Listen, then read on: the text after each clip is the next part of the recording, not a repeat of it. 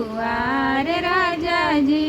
सोनरा रोज रोज खाचेला दुआर राजा जी।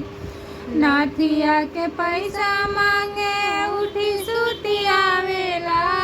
नाथिया के पैसा मांगे उठी सुती आवेला।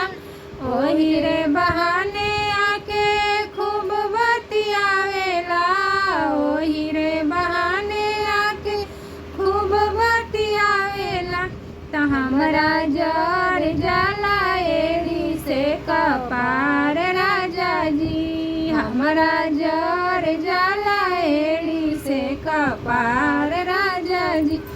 काहे कंगना ले आईनी उधार राजा जी। काहे कंगना ले आईनी उधार राजा जी।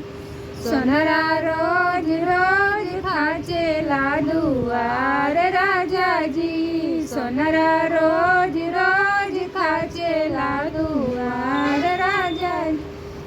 कंगना के पैसा मांगे उठी सुती आवेला। कंगना के पैसा मांगे उठी सुती आवेला। ओही रे बहाने आके रोज बतियावेला। ओही रे बहाने आके रोज बतियावेला। हमरा जर जाला एड़ी से कपार राजा जी। हमरा जर जाला एड़ी से कपार राजा जी। काहे नाथिया